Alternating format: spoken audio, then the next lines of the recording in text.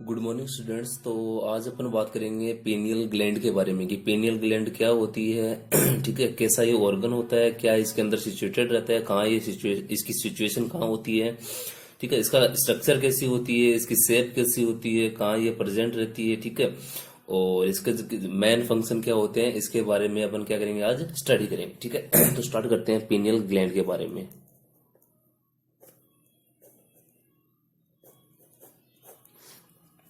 Pineal gland को अपन other name से भी बोलते हैं। इसका अदर नेम होता है एपिफाइसिस सेरेब्री। ठीक है, एपिफाइसिस सेरेब्री क्या होता है, इसका अदर नेम होता है। ठीक है, ये एक वेस्टिजिनियल क्या रहता है, ऑर्गन रहता है। ठीक है, वेस्टिजियल क्या रहता है, ये ऑर्गन रहता है। पहले अपन क्या पहले की बात करते हैं कि जब पीनियल ग्लैंड के बारे में स्टडी कर ही रहे थे, उस टाइम पे क्या हुआ था, इसका कोई भी इम्पोर्टेंट फंक्शन नहीं था।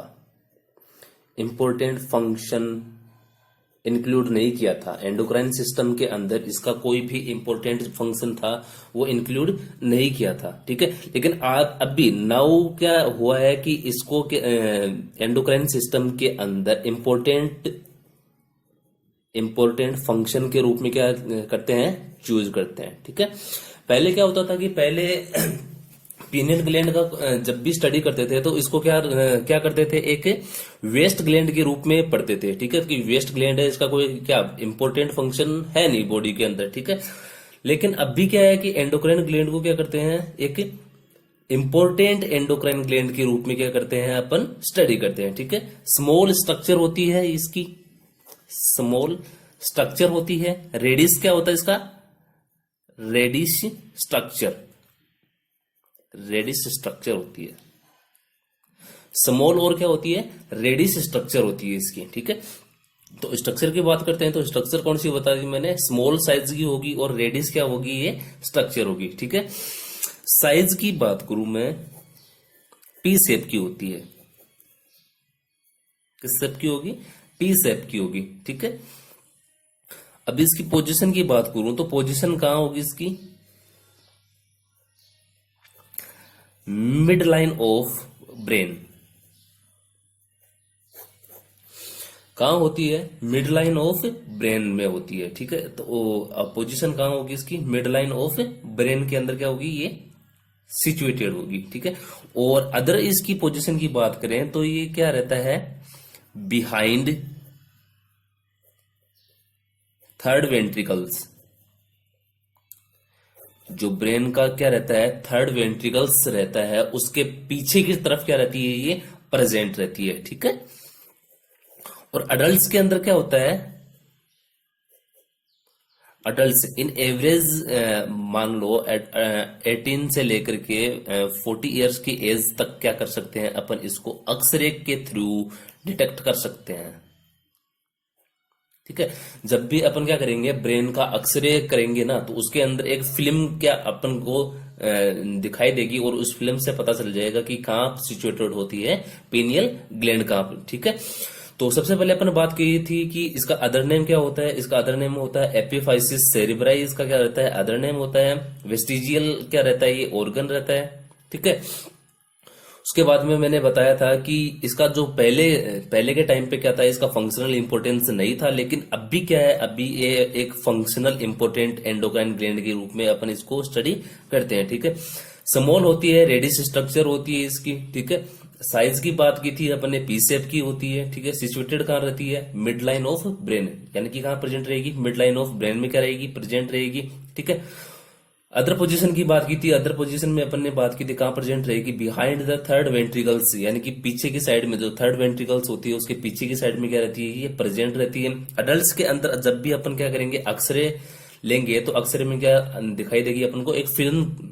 ठीक है, फिल्म क्या देखी दिखाई देगी, और उसी फिल्म के दौरान अपन क्या इसकी एग्जैक्ट क्या पोजिशन का अपन क्या लगा सकते हैं, पता लगा सकते हैं। ठीक है, अभी इसकी जो मोस्ट इंपॉर्टेंट चीज है उसकी बात करते हैं, इसके फंक्शन की।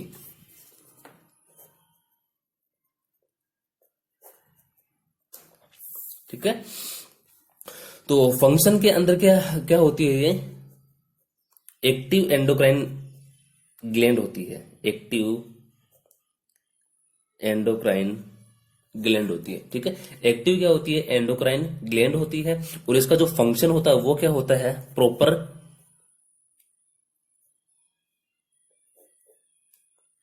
अंडरस्टैंडिंग, ठीक है। प्रॉपर अंडरस्टैंडिंग, या इसको बोल सकते हैं बायोलॉजिकल क्लॉक।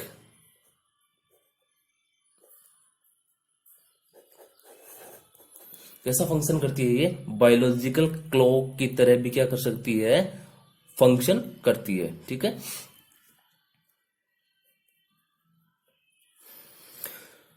पहला फंक्शन हो गया। दूसरे फंक्शन की अपन बात करते हैं कि ये क्या दूसरा फंक्शन क्या शो करती है, तो ये क्या करती है, modify the activities of other endocrine gland, ठीक है।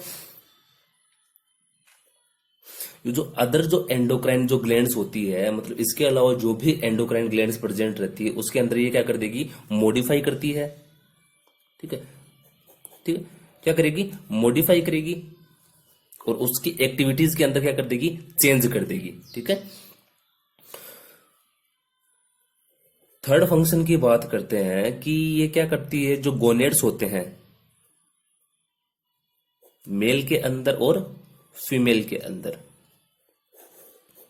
इन दोनों का क्या करती है, मैच्यूरेशन इनहिबिट करती है।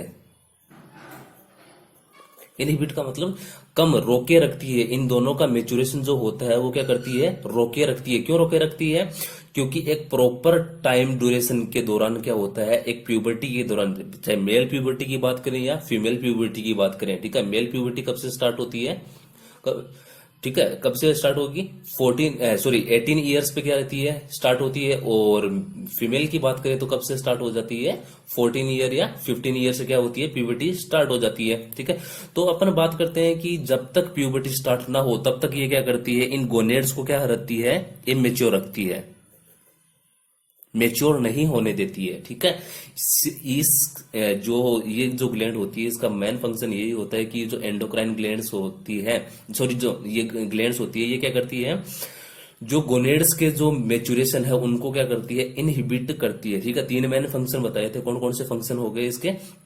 पहला फंक्शन था कौन सा हो गया था, कि ये एक्टिव एंडोक्राइन ग्लैंड होती है और किसकी तरह काम करती है, बायोलॉजिकल क्लॉक की तरह काम करती है। सेकंड फंक्शन में मैंने बताया था कि सेकंड फंक्शन क्या बताया था, कि जो अदर जो भी एंडोक्राइन ग्लैंड होती है उसकी उसको क्या कर देगी, मॉडिफाई एक्टिविटीज कर देगी, ठीक है। उसकी एक्टिविटीज को क्या कर देगी, मॉडिफाई कर देगी। तीसरी चीज क्या करती है, मेन फंक्शन क्या होता है इसका कि ये जो हार्मोन होता है, इसका जो हार्मोन होता है ये क्या कर देगा, इमेच्योरेशन कोज करवाता है, ठीक है। जो गोनेड्स होते हैं उसको अंदर क्या कर देगा, इमेच्योरेशन कोज करवाएगा। क्लियर है। आगे अपन स्टडी करेंगे पेनक्रियाज के बारे में, ठीक है। Thank you.